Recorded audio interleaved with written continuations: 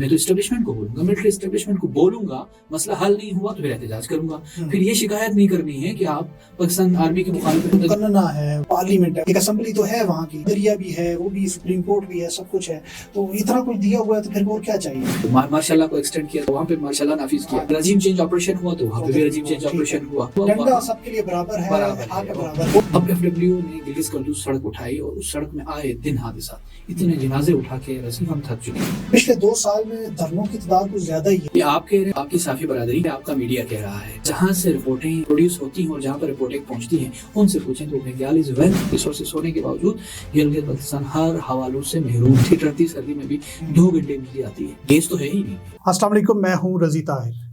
پاکستان کی فیڈریشن بہت ضروری ہے اور فیڈریشن تب قائم رہے گی جب تمام اکائیاں جو ہیں اس کے ساتھ کھڑی ہوں گی. لیکن اس وقت سمت جو ہے وہ کوئی ایک نہیں ہے. پنجاب کہیں اور جا رہا ہے, خیبر پختونخوا کہیں اور جا رہا ہے. اس طرح سندھ اور پنجاب بلوچستان کی تو بات ہی نہ کریں.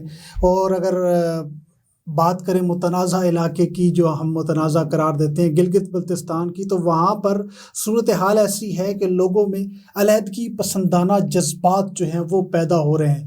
مساجد کے خطبات سے بھی ایسی آوازیں سامنے آتی ہیں کہ جو شاید ماضی میں ہم نے نہیں سنی تھی. ایسا کیوں ہو رہا ہے؟ گلگت بلتستان پاکستان سے اتنا دور کیوں ہو رہا ہے اور ہم اس کو انٹیکٹ کیوں نہیں رکھ پا رہے؟ اس پر بات کرتے ہیں. گلگت بلتستان کی اسمبلی کے اپوزیشن لیڈر اور وہاں کے بڑے معروف سیاسی رہنما ہمارے ساتھ موجود ہیں, محمد کاظم نیسم صاحب. السلام علیکم. وعلیکم السلام. کیسے ہیں آپ؟ ٹھیک ہیں؟ جی رضی طاہر, اللہ کا کرم. یہ جو گلگت بلتستان میں حالیہ ہم دیکھتے ہیں بہت سی آوازیں ایسی اٹھتی ہیں جس میں ہمیں لگتا ہے کہ کوئی علیحدگی پسندانہ بات ہو رہی ہے یا وہ قومی سلامتی کے لیے خطرہ قرار دے دی جاتی ہیں, ایسی باتیں ہو رہی ہیں. اس کے پیچھے بنیادی وجہ کیا ہے؟ آخر اتنی فرسٹریشن, اتنی دوری کیوں ہے؟ ہم کیوں نہیں انٹیکٹ رکھ سکے ان کو؟ جی رضی طاہر, بہت ہی امپورٹنٹ سوال آپ نے کیا کہ جو فیڈریٹنگ یونٹس ہیں پاکستان کے, ان تمام یونٹس کو انٹیکٹ رکھنے کے لیے ان کو ایک پالیسی کے تحت, long term short term policy کے تحت آگے لے کے چلنے کے لیے کبھی سنجیدہ کوئی فورس پاکستان پہ حاوی رہی ہی نہیں ہے. کوئی ایسی جوائننگ فورس نہیں ہے جو پاکستان کی تمام فیڈریٹنگ یونٹس کو ساتھ ملا کے آگے لے کے چلے اور پھر آپ کے پاس جو پوٹینشیل ہے, تھریٹس ہیں, چیلنجز ہے, اس کے حساب سے پلاننگ چاک آؤٹ کرے. تو گلگت بلتستان کا شمار ان علاقوں میں, ان خطوں میں, ان محروم ترین خطوں میں ہوتا ہے کہ آپ نے کہا کہ علیحدگی پسند تحریکیں یا آوازیں اور باتیں اور جذبات, تو گلگت بلتستان کو رکھا ان 77 سالوں میں علیحدہ ہے. آپ نے علیحدہ رکھا ہوا ہے. مجھے بتائیں, آئین پاکستان کو اٹھا کے دکھائیں, اس میں گلگت بلتستان کہاں پہ ہے؟ گلگت بلتستان آرٹیکل 1 جو آپ کی جغرافیہ کو ظاہر کرتا ہے, آرٹیکل 1 میں گلگت بلتستان کہاں پر ہے؟ اور آپ کے آئین کے بعد جو سپریم فورم ہے آپ کا سپریم کورٹ آف پاکستان ہے. اگر آپ جائیں عدالتوں کی طرف تو سپریم کورٹ آف پاکستان کی جورسڈکشن گلگت بلتستان نہیں ہے. اچھا. اسی طرح آپ ایوان بالا اور ذہنی کے مقننے کی بات کریں تو سینیٹ اور نیشنل اسمبلی میں گلگت بلتستان کہاں پر ہے؟ پھر آپ کے مالیات کو دیکھنے کا ادارہ ہے NFC ایوارڈ, اس میں گلگت بلتستان کہاں پر ہے؟ یعنی تمام جگہوں پہ Gilgit Baltistan is missing from the count. تو اس گلگت بلتستان کو جو واقعی اپنے قوت بازو سے آزاد کرا کے اس خطے کے ساتھ انٹیکٹ رکھنے کی کوشش کی تھی, آج تک گلگت بلتستان کے عوام تو یہ ڈیمانڈ کر رہے ہیں کہ ہمیں پاکستان کا آئینی قانونی حصہ بنایا جائے, جو کہ بنانے کو تیار نہیں ہے. اور رضی عجیب بات یہ ہے کہ گلگت بلتستان کے عوام کہہ رہے ہیں ہمیں پاکستان کا حصہ بنا دیں, اور آپ کی وزارت خارجہ کہتی ہے کہ گلگت بلتستان متنازع خطہ ہے. اور UNCAP چارٹر پہ آپ نے سائن کر کے, وزیر اعظم پاکستان لیاقت علی خان نے جس پہ سائن کیا ہوا ہے, اس کے مطابق گلگت بلتستان متنازع خطہ ہے. اور 28 اپریل 1949 ہے. جی, لیکن انڈیا کی میں وہاں پہ تو گلگت بلتستان کو نمائندگی دے دیتے ہیں. اب 28 اپریل 1949 کو ایک معاہدہ ہوتا ہے, معاہدہ کراچی, جس میں کشمیر اور پاکستان کے ساتھ ایک معاہدہ ہوتا ہے. اس میں گلگت بلتستان کو بھی اس معاہدے میں شامل کیا جاتا ہے, جبکہ گلگت بلتستان کی وہاں پہ نمائندگی ہی نہیں ہوتی. جعل سازی کا آغاز یہاں سے ہوتا ہے. ٹھیک ہے. یعنی چودھری غلام عباس ہوتا ہے، اس کے سردار ابراہیم کشمیر سے، یہ دونوں ہیں.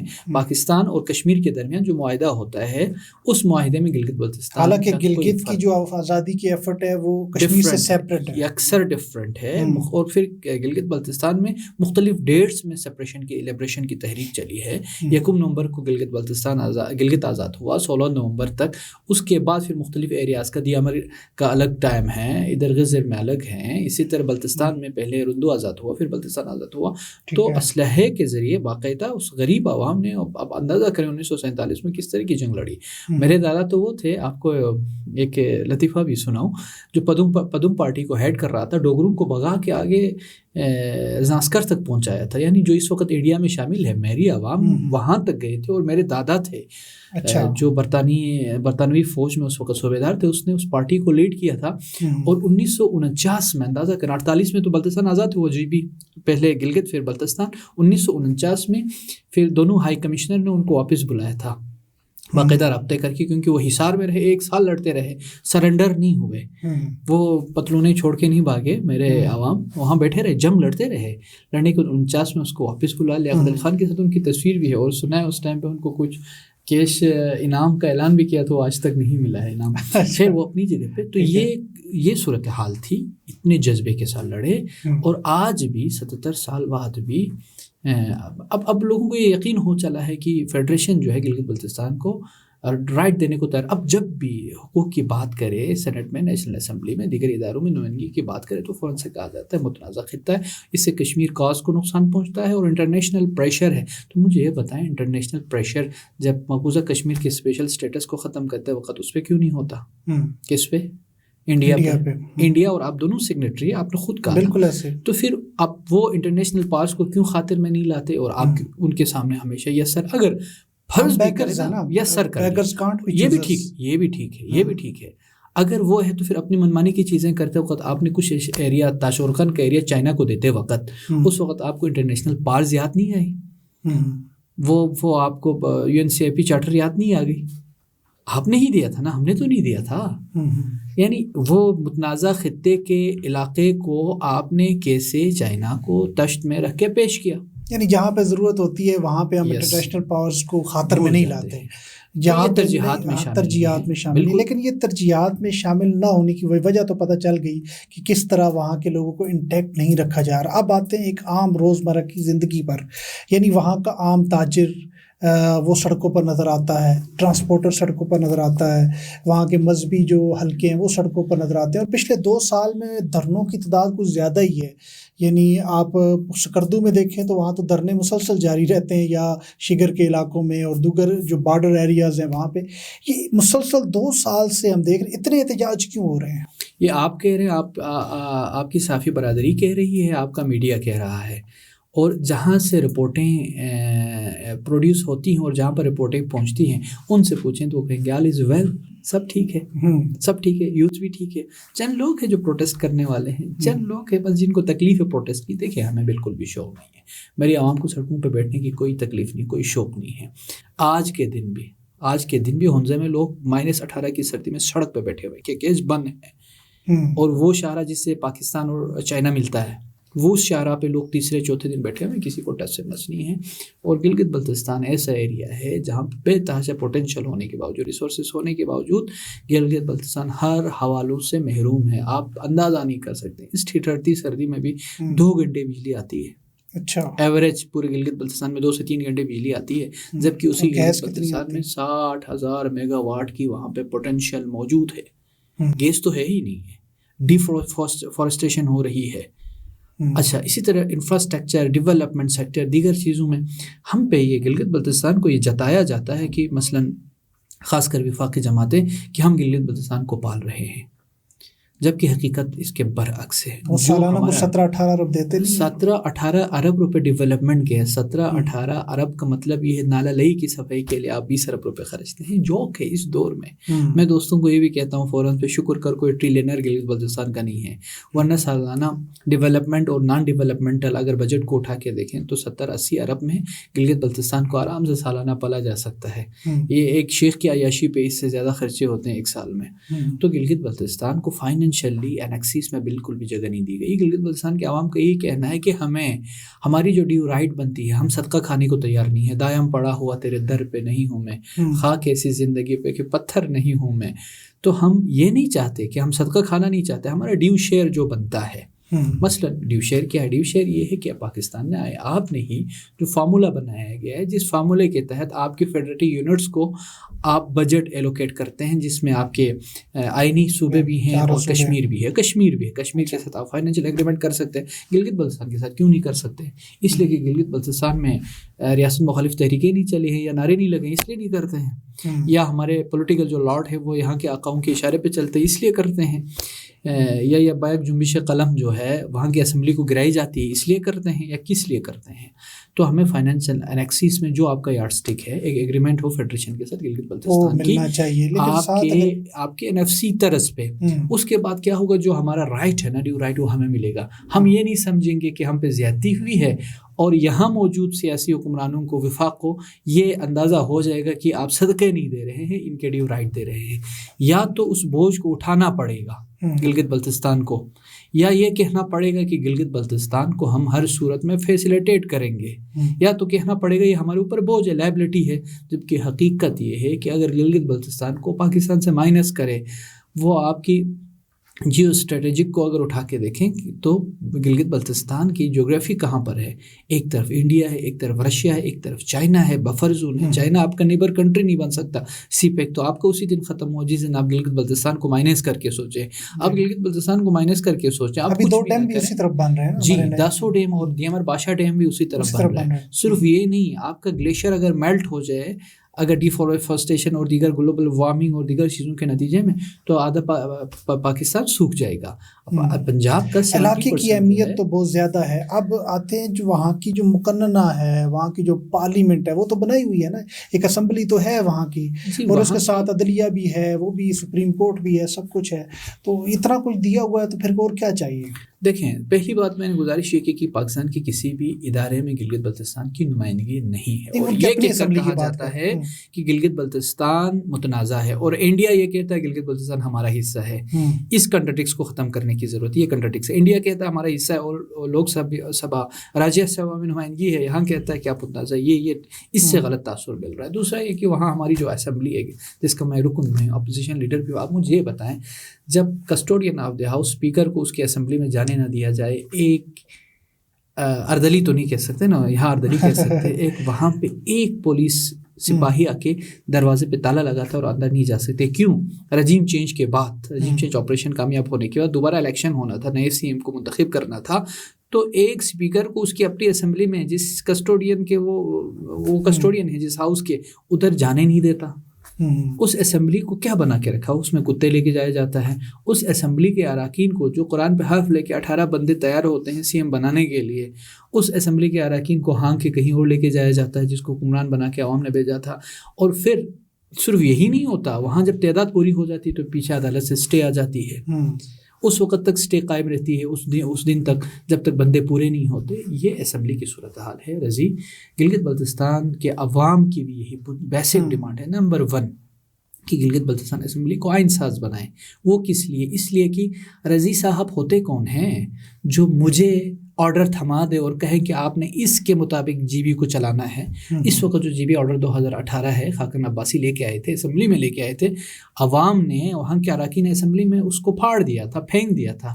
اس کے باوجود بھی مثلاً ٹس سے مس نہیں ہوتا. ایک آرڈر پہ گلگت بلتستان کا پورا سیٹ اپ ایک صدارتی آرڈر پر آپ اندازہ کریں قائم ہے. دوسرا یہاں کے عوام کا یہ کہنا ہے اور یہ سمجھنا ہے اور جنمن ہے کہ فائنینشیل ایگریمنٹ ہو پاکستان کے ساتھ, فیڈریشن کے ساتھ, کہ ہمیں معلوم ہو کہ ہم نے اس سال اتنے, ہمارا ڈیو رائٹ ہے فائنینشلی, ہمیں اتنے پیسے ملیں گے. کیوں؟ اس لیے کہ اس وقت گلگت بلتستان میں بجلی نہیں ہے, اعلیٰ تعلیم نہیں ہے, صحت کی سہولتیں نہیں ہیں, انفراسٹرکچر ٹھیک نہیں ہے, بنیادی ضروریات پوری نہیں ہو رہی ہے.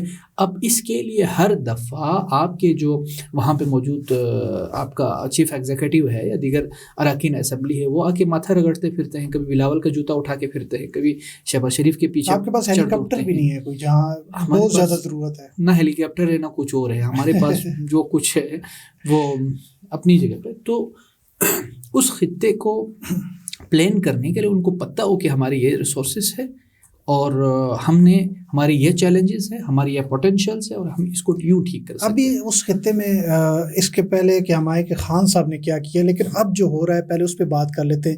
یعنی ایک تو جو گرین پروجیکٹ ہے ٹورزم کے حوالے سے, اس کو لے کر آئے ہیں, اور اس میں وہاں کے کچھ 40-45-50 کے لگ بھگ وہاں پہ سیاحتی مقامات کو پروموٹ کرنا ہے, اور پھر وہاں پہ سیاحت لے کے آنی ہے.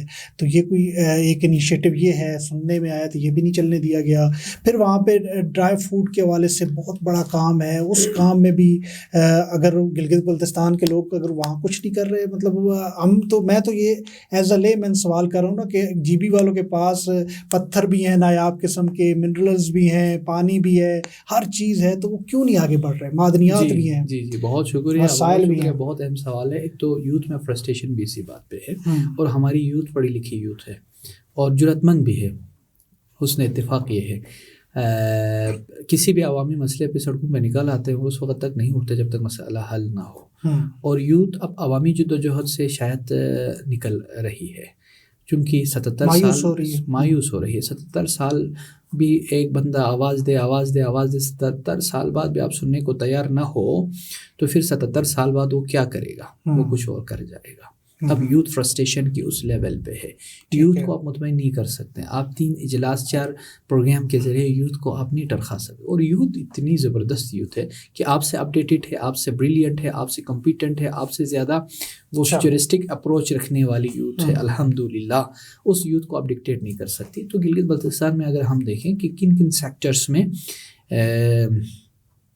پوٹینشل ہے, تو مجموعی طور پر یہاں کے جتنے, کیونکہ آپ کی سیاست جن کے ہاتھ میں ہے یا حکومت جس کے ہاتھ میں ہے یا جو طاقتور ہے, ان کا اپروچ جو ہے وہ تسلط پسندانہ ہے. وہ چونکہ آپ کی یہاں پہ جو ڈیموکریٹک سسٹم ہے وہ جاگیردارانہ نظام پر مبنی ہے. وہ کیپٹلسٹ سارے بیٹھے ہوئے ہیں, وہ جتنے سرمایہ دار ہے, جاگیردار ہے, زردار ہے, وہ سارے اس گورنمنٹ کو, پاکستان کو چلا رہے ہیں, ڈریگ کر رہے ہیں ایک عرصے سے. پاکستان چاہے گلوبل انڈیکس میں 130 ممالک سے تمام انڈیکس میں پیچھے ہو, تب بھی یہ سمجھ رہے ہیں کہ ہم بڑے تیر مار رہے ہیں, جبکہ ان کو ریئلائز کرنے کی ضرورت ہے. اور اسی طرح گلگت بلتستان کی طرف اگر آپ آئیں, جو پوٹینشیل ایریاز جس کا آپ نے ذکر کیا, مثلا وہاں پہ ہائیڈرو پاور کی انتہائی پوٹینشیل موجود ہے, 60,000 میگا واٹ ہے. اور اس وقت صورتحال یہ ہے کہ وہاں پہ 3 گھنٹے بجلی ملتی ہے, 4 گھنٹے بجلی ملتی ہے, گیس ہے نہیں. اچھا, اس کو مثلا اس پوٹینشیل کو ٹیپ کرنے کے لیے کیا کریں؟ اس کے لیے اربوں روپے چاہیے. اربوں روپے کون دے؟ آپ تو 16-17 ارب دے کے آپ بڑے احسان جتا رہے ہیں, آگے چلیں. اور دوسرا پوٹینشیل آپ کا ہے minerals and mines. Minerals and mine میں بھی ماشاءاللہ سے یہ ہوا ہے کہ وہاں کی جو لوکل چھوٹے پیمانے پہ کام کرنے والوں کے لیے عرصہ حیات تنگ کیا ہوا ہے. اتنا ٹیز اور ٹارچر کیا ہوا, ان کو بلاسٹنگ مواد نہیں دے رہے ہیں. اب ایک بندہ جس نے پہاڑوں پہ جا کے وہاں پہ ڈگنگ کرنی ہے اور وہاں پہ منرلز نکالنے ہیں, اس کو تمام حساس اداروں کے دروازے پہ NOC لے کے پھرنا پڑتا ہے. اتنے ان کو ذلیل کرتے ہیں, اب میرے اپنے پہاڑ پہ, یعنی اس کو بھی قومی سلامتی کا مسئلہ بنا دیا, قومی سلامتی کا مسئلہ نہ صرف بنائے, پھر اس کی اگر اس کو پریشیس سٹون کوئی مل جائے تو اس کو پاکستان لے کے آنے نہیں دیتے. اندازہ کریں, مختلف چوکوں پہ ان کو ہیراس کیا جاتا ہے, تنگ کیا جاتا ہے, اس کی فری موبلٹی نہیں ہے اس پریشیس سٹونز کے. اندازہ کریں, یہ شاید پاکستان میں ہو, دنیا میں کہیں نہیں ہے کہ اپنے ملک کے اندر اس کو لے کے مارکیٹ نہیں کر سکتے. اگلی بات جہاں پوٹینشیل موجود ہے وہ ہے ٹورزم. ایک بڑی انڈسٹری بن سکتی ہے جوانوں کے لیے, فیوچر میں اس میں بڑا اچھا موقع مل سکتا ہے. تو یہاں پہ آپ کے پنجاب کے سندھ سرحد کے کچھ سرمایہ داروں کو پکڑا ہوا, اس کو لے کے وہاں پہ آ رہے ہیں, اور وہ ہمارے جو پوٹینشیل ایریاز ہے ٹورزم کے اس پہ قابض ہونے کی کوشش کر رہے ہیں. یوں تو جو گورنمنٹ کے گیسٹ ہاؤسز تھے اس کو تو ہم ٹھونک کے چھین لیے. ہمارے 34 کے قریب گیسٹ ہاؤسز تھے, اچھا گورنمنٹ کے گیسٹ ہاؤسز تھے جو گورنمنٹ کے ادارے چلا رہے تھے. اس کو تو اتنے اونے پونے داموں لے جا کے گرین ٹورزم کے حوالے کر دیے گئے کیونکہ وہ گورنمنٹ کے تھے. اور پھر بات یہیں پہ نہیں رکی, آگے لوگوں کی زمینوں پہ بھی چڑھ دوڑے. جب لوگوں کی زمینوں پہ چڑھ دوڑنے کی کوشش کی, مثلا میرے اپنے گھر کے ساتھ ایک جنگل ہے, ہو تو جنگل کے نام پہ, کم و بیش 500 کنال زمین ہے, اس کا تخمینہ کیا لگایا, سالانہ 35,000 کرایہ. اچھا, یعنی اس طرح کی 500 کنال جنگل کا. اور یہی حرکتیں گیسٹ ہاؤسز کے ساتھ بھی ہوئی ہیں. ٹھیک ہے, اب اس کو فوراً سے ملایا جاتا ہے. یہ سارے جو گیسٹ ہاؤس ہیں یہ لیز پہ کس ادارے کے پاس ہیں؟ یہ گرین ٹورزم پرائیویٹ لمیٹڈ. اب مزے کی بات ہے پرائیویٹ لمیٹڈ. اب اس میں ٹیکنیکلی دیکھیں, پرائیویٹ لمیٹڈ نامی کمپنی کو دیا ہے, G2G کے ساتھ دیا ہے. مجھے بتائیں کیا آپ کا پیپرا رول G2G کے اس پہ پرائیویٹ لمیٹڈ اتر سکتا ہے؟ نہیں اتر سکتا. G2G کے لیے ضروری ہے کہ وہ گورنمنٹ کا ادارہ ہو, اور گورنمنٹ کے اداروں میں بھی کمپٹیشن ہوتی ہے, 3-4 ادارے ہوں, وہ کمپیٹ کرے بیڈنگ کر کے, بغیر بیڈنگ کے G2G کے نام پر گرین ٹورزم کو وہ گیسٹ ہاؤسز دے گئے اور پھر زمینوں پہ چڑھ دو ہونا چاہ رہے تھے. قوم نے پروٹیسٹ کیا, عوام سڑکوں پہ نکل آئے, اور پھر ظاہر ہے جب یہ جتنی مس ڈیلیورنس ہوگی اس کا ذمہ دار کون ہوگا؟ مثلا اس وقت گلگت بلتستان میں جو مس ڈیلیورنس ہے, مس گورننس ہے, اس کا ذمہ دار گلبرگ کی حکومت تو نہیں ہے. اصل ذمہ دار تو وہ ہے جنہوں نے گلبرگ کی حکومت کو لا کے بنایا ہے, وہی انجینئر اصل ذمہ دار ہے. اگر اس ٹائم پہ, اور ہو بھی یہی رہا ہے, اب جو اپوزیشن کے حلقے ہیں ان کو دیوار سے لگایا جا رہا ہے, تو پھر اس کے نتیجے میں کس کے خلاف بولوں گا؟ میں تو اسٹیبلشمنٹ کو بولوں گا, ملٹری اسٹیبلشمنٹ کو بولوں گا. مسئلہ حل نہیں ہوا تو پھر احتجاج کروں گا. پھر یہ شکایت نہیں کرنی ہے کہ آپ پاکستان آرمی کے مخالف ہے, پتہ نہیں فوج کے خلاف ہے, ریاست کے خلاف ہے, اسٹیٹ کے خلاف ہے. بھائی میں اس حکومت کو یعنی تمام جو معاملات جس کو میں نے اٹھائے اس سب میں کہیں نہ کہیں جو ہے انوالومنٹ بیرونی طور پر ہے, وہاں کے لوکل جو ہیں وہ خوار ہو رہے ہیں. بالکل درست. اب آئے جو پوٹینشیل ایریاز ہے, اسی طرح کمیونیکیشن میں بہت زیادہ پوٹینشیل ہے. اس وقت گلگت بلتستان میں 4G نیٹ ورک پرووائڈنگ ایک ہی کمپنی ہے, وہ SCO ہے, اسپیشل کمیونیکیشن آرگنائزیشن. اچھا, یہ کمپنی یہ آرمی کے انڈر میں چلنے والا ادارہ ہے. جب میں SCO کے خلاف بھی بولتا ہوں تو میرے دوست پریشان ہو جاتے ہیں, ناراض ہوتے ہیں. میرے اسٹیبلشمنٹ میں موجود جتنے احباب ہیں وہ یہ کہتے ہیں ان کا کیا کام ہے کہ وہ انٹرنیٹ کی پرووائڈنگ سروسز پرووائڈ کرنا. مثلا یا تو آپ دیگر اداروں کے انڈر کو دے دینا, وہ مختلف کمپنیاں رجسٹر ہو جائے جیسے پاکستان میں اس کی مونوپلی ہے. اسی ایک ادارے کے ایک بندے نے SCO کے خلاف کوئی, آپ اندازہ کریں اس کی مینٹلٹی اور اس ادارے کی, فیس بک پہ کوئی پوسٹ چلائی تو اس کی سم کو بلاک کر دیا تھا. کمپنی تھی اس لیول کے اداروں سے واسطہ پڑا ہوا. اسی طرح دوسرا پوٹینشیل کنیکٹیوٹی کیسی ہے, مطلب وہاں پہ 4G اگر آپ کہہ رہے 4G ہے, 4G برائے نام ہے. اچھا, بہت سارے ایریاز جو کور نہیں کرتا ہے. اور جب ہم نے کمیٹی بنائی تھی SCO کو بلا کے, وہاں پہ ہم نے کلاس لی تھی, کیونکہ آپ کی وجہ سے آرمی بدنام ہو رہی ہے, آپ کی وجہ سے پاک فوج ذلیل ہو رہی ہے. میری فوج جو وہاں پہ سرحد پہ جا کے جان دے, شہید ہو جائے, ان کی کریڈیبلٹی کو آپ خراب کر رہے ہیں. ہم نے ان کو گھسیٹا. وہ کیا کہہ رہے پتہ ہے آپ کو؟ ہم نے ان سے کہا کہ آپ کیوں پرووائڈ نہیں کرتے پراپر انٹرنیٹ. ان کا یہ کہنا ہے کہ ہمیں 24 گھنٹے بجلی دے دو تاکہ ہمارے ٹاور چل جائے. ان کے پاس بھی بجلی نہیں ہے چلانے کے لیے. یعنی یہ اور پھر میں نے سنا ہے کہ بعض اوقات کنیکٹیوٹی کو کرتے ہیں, وہ کہتے ہیں کہ یہ علاقے حساس علاقے ہیں, یہاں پہ نیٹ زیادہ, سیکیورٹی کا بھی بہانہ بناتے ہیں, سیکیورٹی کا. اور ساتھ میں جتنے دیگر اداروں کو, جس میں مثلا ٹیلینور ہے, زونگ ہے, وہ ان اداروں کی وہاں بوسٹرز موجود ہیں, تو بینڈویڈتھ ان سے لیتے ہیں, کیونکہ فائبر کیبل صرف ان کے پاس ہے, ان کے پاس نہیں ہے. اور تقریباً 600 ٹائمز ان کو مہنگی دیتی ہے انٹرنیٹ. آپ اندازہ کریں ان اداروں کو جو لمیٹڈ ہے. وہ پہلے تو کیس کر کے ان کو 4G کی اجازت ہی نہیں دے رہے تھے, پھر کیس سپریم کورٹ میں چل رہا تھا. آپ ذرا چیک کریں. تو اب اس دور میں بھی IT کے لیے اتنی زیادہ پریشانیاں ہو, نیٹ نہ چلے, سلو انٹرنیٹ ہو, تو پھر آپ کیا نوجوان فری لانس کرتے ہیں, IT انڈسٹری میں آگے جاتے ہیں, کوئی بھی بزنس جو ہے وہ IT کے بغیر نہیں چل رہا. فلاپ ہے, IT انفراسٹرکچر فلاپ ہے. ایک کمپنی ہے صرف, وہ بھی پرووائڈ, اس کا تو ہم نے ذکر کر دیا. آگے چلتے ہیں. اسی طرح وہاں پہ جو پوٹینشیل ہے وہ آپ کا سوئس پورٹ ہے. سوئس پورٹ میں یہ پورا سال ہمارے تاجر روتے رہے ہیں. یہ کسٹم کے ایسی قدغہ نہیں تھی. اور ہمارا چائنا اور گلگت بلتستان کی ایگریمنٹ ہوئی ہے. اس ایگریمنٹ کے بارٹر سسٹم کے تحت 24 آئٹمس تھی جو ہم آسانی سے ٹریڈ کر سکتے تھے. ان پہ بھی ہمارے لوکل جتنے بندے ان کو اتنا ذلیل کر دیا گیا. 1 سال وہ پروٹیسٹ پر ہے. اور ادھر آ کے بھی NLC بیٹھی ہوئی ہے.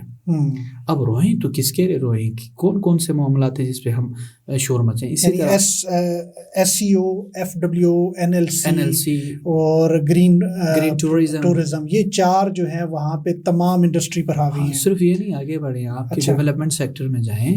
دیکھیں آپ کے جو انفراسٹرکچر کو بہتر کرنے کے لیے جتنی ملٹی نیشنل کمپنیز آتی ہیں, فرض کریں خاص کر کنسٹرکشن کمپنیز میں, تو اسٹینڈرڈ انشور ہو جاتے ہیں, پھر ڈیولپمنٹ اسی پیس میں ہو جاتی ہے.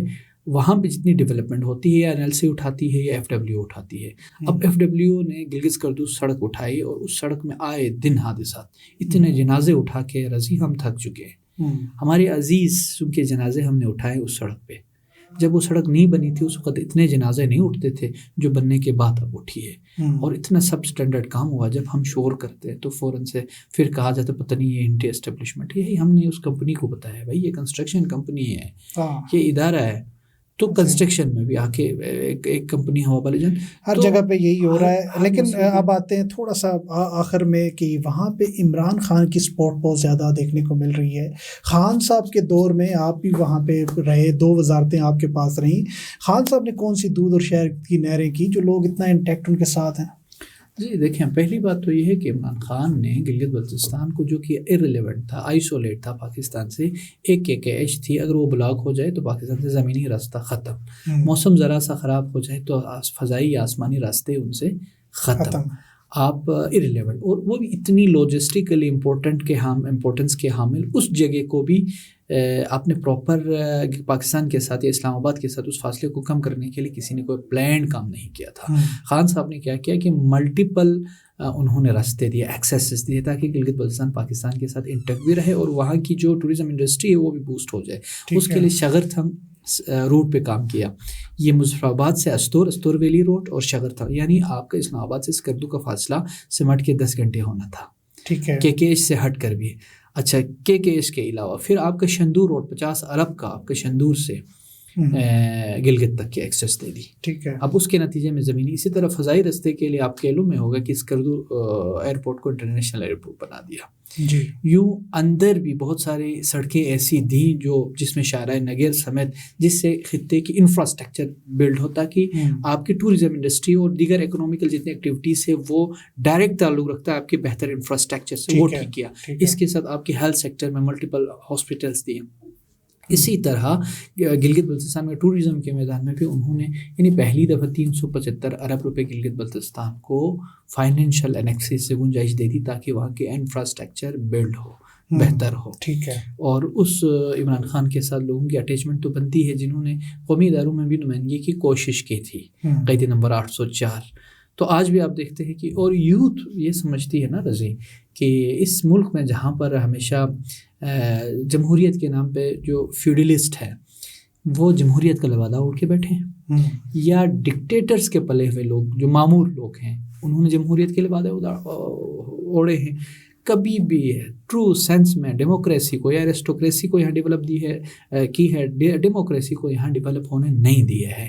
تو انہوں نے گلگت بلتستان کو اس طرح شعور دیا کہ واقعی اب پاکستان ہو, گلگت بلتستان ہو یا دیگر ایریاز ہو, جب تک ٹرو ڈیموکریسی نہ آئے, آئین کی عملداری نہ ہو, اصول و قانون کی پاسداری اور عملداری نہ ہو, حکمرانی نہ ہو, تب تک کبھی ترقی نہیں کر سکتا. اور گلگت بلتستان میں بھی یہ ہے. اس وقت فرسٹریشن ہے جوانوں میں, یوتھ آپ کو پسند نہیں کرتی, یوتھ آپ سے بہت زیادہ ناراض ہے, نئی نسل ناراض ہے, عوام ناراض ہیں. ان کو بحال کرنے کے لیے 3-4 اقدامات ہیں. پہلا اقدام, آپ اسمبلی کو آئینساز اسمبلی بنا دیں. دوسرا, اسمبلیوں کو حکمرانوں کو حکمران بنا دیں, ان کو اردلی نہ بنائیں. تیسرا جو اہم وہ ہے وہ گلگت بلتستان کا پاکستان کے ساتھ کوئی فائنینشیل ایگریمنٹ ہو. چوتھی بات یہ کہ آپ کے جتنے سیکٹرز ہیں ان سیکٹرز میں آپ یہاں سے بڑے بڑے تاجروں کو لا کے مسلط کر کے میری عوام کو, میرے یوتھ کو ان کے خرید غلام بنانا چھوڑ دیں, یا بڑی بڑی کمپنیوں کو یہاں سے ایکسیس نہ دے. گرین ٹوریزم ہو, FW ہو, SCO ہو, ان کو وہاں سے سمیٹ لے یا ایکسیس دے دیں. اور دیگر ایسے اداروں کو جو گراس روٹ لیول پہ جا کے کام کر سکتے ہوں, تو یہ اگر کر لیں تو پھر ان کا اعتماد بحال ہو سکتا ہے بصورت دیگر عوامی جدوجہد سے بھی شاید لوگ. اب مزید کی بات یہ ہے, آخری بات رضینہ بہت اہم ہے, وہ یہ ہے کہ جب بھی گلگت بلتستان کی کوئی ڈیمانڈ ہوتی ہے تو کہا جاتا ہے کہ یہ پاکستان کا حصہ نہیں ہے, لیکن جب بھی ہانکنا ہوتا ہے, جب بھی ڈنڈے برسانے ہوتے تو گلگت بلتستان پکا حصہ بنتا ہے. کیسے؟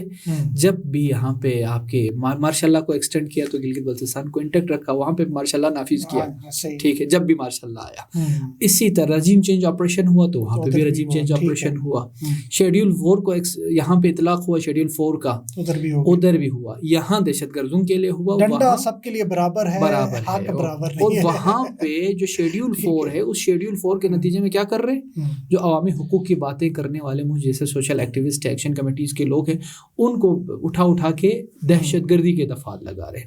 اور دہشت گرد پھر رہے ہیں. جتنے سانحات ہوئے سانحہ ہے, بوسر ہوا, کوہستان ہوا, چلاس ہوا, حڈور ہوا, جتنے سانحات ہوئے دہشت گردوں کی جانب سے اٹیمپٹس ہوئے, اس میں کسی دہشت گرد کو گرفتار نہیں. پرسوں PTI کا علی تاج, اس کو اٹھا کے کوئی 2 مہینے بعد رہا کر دیا گیا. کوئی ٹویٹ کرنے پر کوئی تقریر کرنے پر، کوئی باتیں کرنے پر، کوئی بیان دینے پر. اور خالد کے حوالے سے تو آپ نے دیکھا 34 سال سزا دی ہے. اسی سے آپ اندازہ کریں کہ گلگت بلتستان کے عدالت کہاں کھڑی ہے، کہ عدالتیں کہاں کھڑی ہیں. لہٰذا ہمارا یہ میری زبان نہیں ہے، یوتھ کی زبان ہے، یہ عوام کی زبان ہے. میری مقتدر حلقوں سے، میری ریاست سے، میری فیڈریشن سے یہ گزارش ہے. ہم گزارش ہی کر سکتے ہیں نا، ہم جنگ نہیں لڑ سکتے اپنی فیڈریشن سے. بالکل ایسے. ہاں ویسے جنگ لڑنے والوں کو آپ سر پہ بٹھا کے رکھتے ہیں، یہ الگ بات ہے. ہم جنگ نہیں لڑیں، کیونکہ ہم جنگ لڑ کے اس خطے کو آزاد کرانے والے ہیں. جمہوری جدوجہد کریں، جمہوری جدوجہد، عوامی جدوجہد، سیاسی. ہم سڑکوں پہ رہیں گے، ہم نعرے لگاتے رہیں گے. ہم ان تمام مقتدر طاقتوں کو ہم یہ کہنا چاہتے ہیں. آپ کیا سمجھتے ہیں کہ آپ اس طرح کی نمونہ اور اس طرح کی حکومتوں کو لا کے ہمارے اوپر مسلط کریں آپ ڈنڈے کے طور پر بلبوتے پر، پھر یوتھ آپ کو سیلیوٹ کرے گی؟ نہیں. آپ استحصال کریں اور یوتھ یہ سمجھے، یوتھ یہ کہے کہ آپ ٹھیک کر رہے ہیں، نہیں ہو سکتا.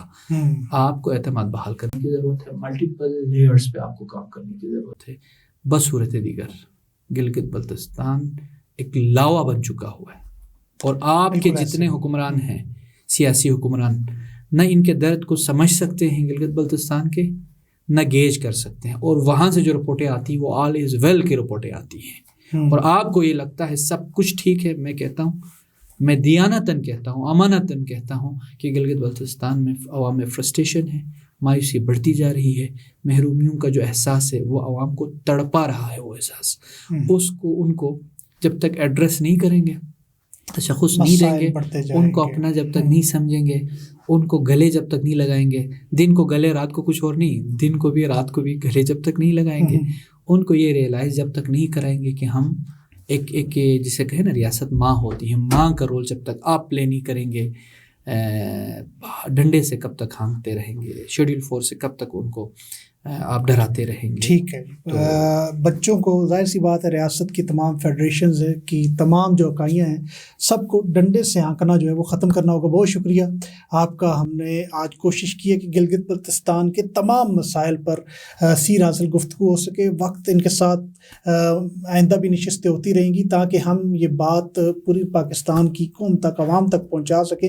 جو گلگت بلتستان شاید کسی نے دیکھا بھی نہ ہو، لیکن ان کو وہاں کے مسائل کا ادراک بھی نہ ہو، تو ان تک کی انفارمیشن پہنچ سکے کہ آخر پاکستان میں ہو کیا رہا ہے. تو بہرحال ہماری تو یہی گزارش ہے جی، ڈنڈے سے ہانکنا چھوڑیے، محبت سے گلے لگائیے. پورے پاکستان کو محبت سے گلے وہ لگا سکتا ہے جو اس وقت اڈیالہ جیل میں. اب تک کے لیے اتنے اجازت دیجیے گا. اللہ نگہبان.